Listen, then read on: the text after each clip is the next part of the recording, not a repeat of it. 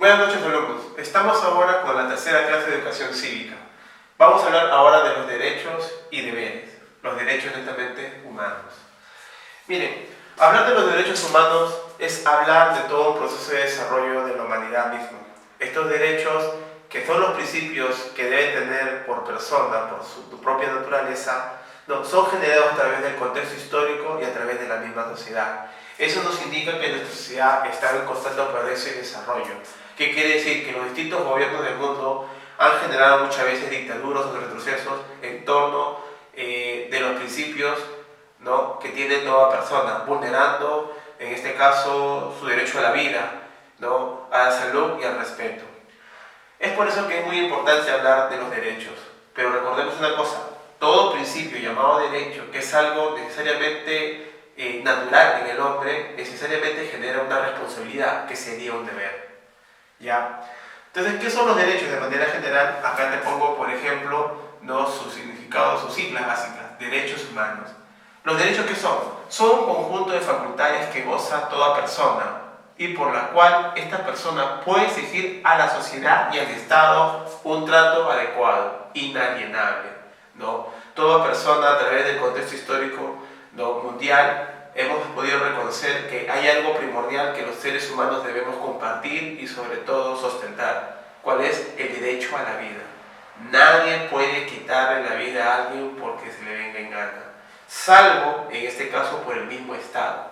Y eso es constituido por todas las repúblicas del mundo, generado por la Constitución, que se supone generado por un Estado que organiza una nación, ¿no? Todo esto, lo que te estoy hablando, tiene que ver con los mismos principios de la carrera del derecho, ¿no?, el enfoque teórico. Por ejemplo, en la época de la Edad Media se tenía el derecho ius naturalista, ius ley natural en latín. Ellos consideraban que los derechos provenían de Dios o de un plan divino y por lo tanto eran algo necesariamente natural en el hombre, ¿no? Pero ojo, recordemos que los mismos en el mundo medieval había pues un principio, una casta de privilegios. Habían dos condiciones para el hombre, ¿no? Los que tenían privilegio, la nobleza y el clero, y los hombres comunes, ¿no? Pero ellos reconocían que las leyes necesariamente eran propias para los seres humanos, es decir, eran rasgos del propio ser humano. En cambio, el ius o la ley positivista consideraba o ponen énfasis es el Estado como un ente organizador, un ente orgánico vivo que administra la vida de las personas, ¿no? El positivismo en verdad plantea una ley. Ellos dicen, los positivistas, orden y progreso, ¿no?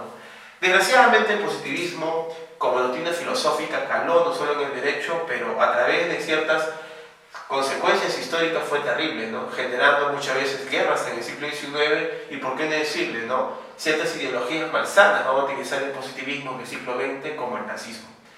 Lo que sí se puede rescatar aquí es que el Estado sería el ente que organiza y da a reconocer los derechos del hombre.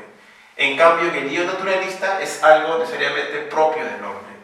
Y en el plano socialista considera que el pueblo, ¿no?, o la gran mayoría de personas, o las personas comunes, tienen derechos y que el Estado los protege y los representa. Es obvio que estas tendencias teóricas han recalcado mucho nuestro Código Civil, ¿no? Código Civil peruano actual. Pero vamos, sin ningún preámbulo más, vamos a los derechos humanos, a su clasificación. Los derechos de primera generación, segunda generación y tercera generación. Si te das cuenta aquí, los derechos nacen en un contexto histórico particular. Por ejemplo, los de primera generación nacen en el contexto de la Revolución Francesa en 1789, ¿no? Nacen con ese documento de la Declaración de Derechos del Hombre y del Ciudadano, ¿no? Es obvio que la Revolución Francesa destruyó por dentro una monarquía e instaló por primera vez un gobierno popular llamado república. Rex en latín es ser, público, gobierno común, el gobierno de los comunes, ¿no? Prácticamente de ahí nacen nuestros primeros derechos civiles y políticos, ¿no? Estos derechos civiles y políticos se manifiestan de la siguiente manera: derecho a la vida e integridad física. Como te dije, ninguna persona puede quitarnos la vida porque le venga en gana, ¿no?, o amenazarnos. También derecho a la igualdad de la ley. Con eso querían romper esa casta de privilegio, esas dos clases de personas que había en la Edad Media. Los nobles, que eran los privilegiados, y los comunes, ¿no? Tercero, la libertad de pensamiento, netamente con las cuestiones religiosas. No toda persona necesariamente tiene que tener una ideología religiosa para ser una persona. En este caso, el derecho a la libertad de pensamiento es que una persona puede o puede tener una religión al cual él le convenga o al que él prefiere. A la propiedad, derecho a que de padres e hijos pasen herencia, que se les reconozcan sus propiedades y amparados por el Estado. Derecho a la libertad y seguridad personal, se refiere al tránsito, ¿no? Nadie te puede quitar, en este caso, el derecho a poder tú transitar de un lugar a otro. Todos los derechos, si te das cuenta, repercuten en el mundo de la Edad Media, que era pequeño, minimizado, ¿no? Administrado y gobernado por estos pequeños feudos, que prácticamente cada feudo creaba su propia ley y tenía su propia moneda y tenía su propia ley. En fin, estos derechos se volvieron, prácticamente se instituyeron en la Revolución Francesa y después casi todos los gobiernos republicanos del mundo lo van a tomar, ¿no? Uno de ellos fue el gobierno norteamericano, ¿no? Cuando se instala como independencia en 1776, aproximadamente en 1793, si no me equivoco, lo van a poner como parte de su constitución. Vamos a los derechos de la segunda generación. Los derechos de segunda generación nacen en un contexto también del siglo XIX, un contexto histórico peculiar, la famosa Comuna de París. ¿Qué quiere decir? Francia y París estaban pues al borde del colapso por problemas que tenían, ¿no? Desde la época de la Revolución Francesa. Es decir, el gobierno común no duró, venía pues otra vez la monarquía, ¿no? En fin, la misma dictadura de Napoleón, el imperio de Napoleón. Es ahí donde comienzan a predicarse estas nuevas ideas llamadas socialistas, donde condicionan, por lo menos, a respetar la vida del hombre, sobre todo el concepto de igualdad.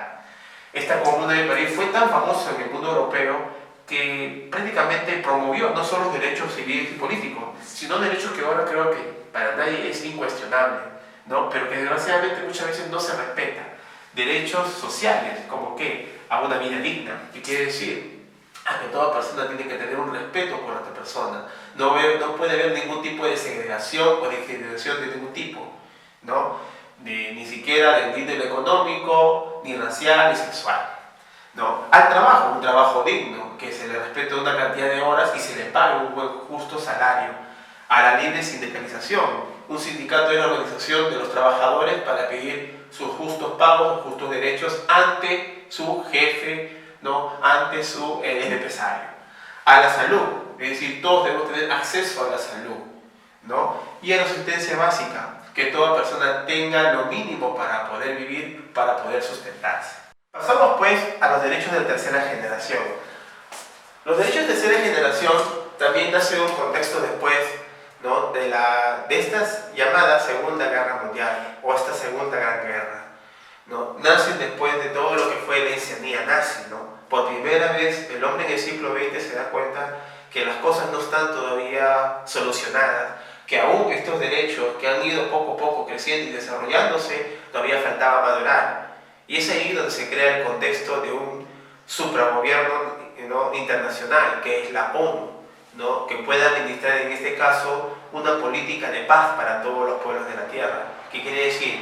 Que la ONU, igual como lo vea la Asociación de Estados Americanos, tenga que administrar una política de paz para todos los países miembros, que ningún país se arme hasta los dientes y amenace a otros países. Ya no se puede permitir todo el racismo, toda la violencia que se brindó en estas guerras, porque en estas guerras no solo murieron pues, militares o soldados, murieron pues civiles, ¿no? Muchos civiles. Los judíos aproximadamente murieron entre 5 o 6 millones, no solo ellos, sino también los mismos alemanes sufrieron algo de 18 o 20 millones de muertes, ¿no? Los aliados, los rusos, 20 millones.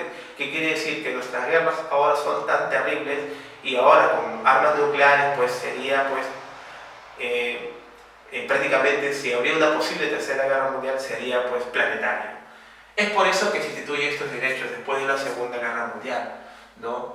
Estos derechos son llamados de los pueblos porque ahora, ¿no? los pueblos como colectividad no solo se va a reclamar los derechos para una persona como el derecho a la vida y a la dignidad, tampoco se va a hacer reclamar sus derechos sociales. el trato colectivo con los demás, sino ahora como la comunidad propia, en este caso a la libre determinación de los pueblos. ¿Qué quiere decir? Que si una comunidad, ¿no?, quiere organizarse de manera autónoma o autogestionaria, tiene todo el derecho de hacerlo, ¿no?, si es que ellos en verdad lo quieren. Protección al medio ambiente. Bueno, ahora estamos viendo todo lo que es el cambio climático, los problemas del cambio climático. Eso nos indica que tenemos que pensar ya no solo como país, sino como humanidad, ¿qué estamos haciendo con el mundo?, ¿no? Es verdad, todo esto de los problemas que tienen que ver con el cambio climático son muy graves, sobre todo los países no desarrollados, son los que más contaminan, e irónicamente son los que instituyen políticas ecológicas, entre comillas, a los países más pobres, ¿no? Con eso no descarto esas políticas ecológicas, pero es obvio que quienes más contaminan, ellos deberían de ser el motor de este cambio.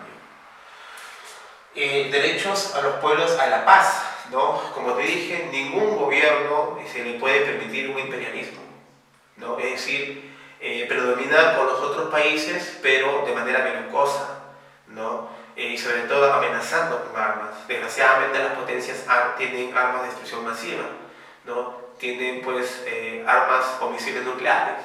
Ahora son más efectivas que después de la Segunda Guerra Mundial, como la bomba de neutrones, que es 300 veces más efectiva que las últimas bombas lanzadas en Hiroshima y Nagasaki, ¿no? Por eso se tiene que plantear una política de paz. Se supone que los órganos supranacionales como la OEA o la ONU deberían salvaguardar a la comunidad mundial, ¿no? La ONU a nivel planetario y la OEA a nivel pues americano. Al patrimonio de la humanidad. ¿Qué quiere decir? Que se tiene que preservar las manifestaciones culturales de los pueblos en beneficio no solo a su comunidad, sino a todo el mundo. Un ejemplo de eso es Machu Picchu, que está considerado como patrimonio de la humanidad. ¿Qué quiere decir con eso? Que si Machu Picchu tiene que ser resguardado por los peruanos, pero si no puede resguardarlo, la administración supranacional, la ONU, lo va a poder tomar, entre comillas, ¿no? Entonces el patrimonio de la humanidad nos implica una responsabilidad con nuestros bienes culturales, no solo de manera colectiva para nosotros, sino para la humanidad misma. Y para terminar, al desarrollo del progreso, ¿no? Bueno, el papel de la ONU se supone juega un rol positivo para las personas en el desarrollo de sus colectividades a través del Fondo Monetario Internacional y a través del Banco Mundial. Claro, algunas veces ha habido estudios que demuestran que ellos no han contribuido en verdad a un desarrollo, sino también un deterioro. Pero bueno, eso ya sería otra clase más. Lo que sí quiero decir es que estos derechos implican una cosa, una responsabilidad de gobierno. Si nosotros, los peruanos, es obvio que tenemos, aparte de la Constitución, el reconocimiento de derechos internacionales, que prácticamente tienen el mismo nivel que la Constitución, ¿no? O sea, el Estado peruano reconoce los derechos humanos y por lo tanto no puede, en este caso, aplicarlo. Bueno, en verdad fue Fujimori que prácticamente en la Constitución está abierto el derecho, en este caso, a la pena de muerte, pero si no es un reglamento es una letra muerta y por lo tanto no se aplica. Es ahí un poquito complicado, ¿no?, hablar de los derechos, ¿no? Los derechos humanos implican pues, un respeto ante todo tipo de persona o vida humana. Así sea un criminal terrible, tiene una segunda oportunidad para regenerarse. Bueno, hasta aquí muchachos con la clase.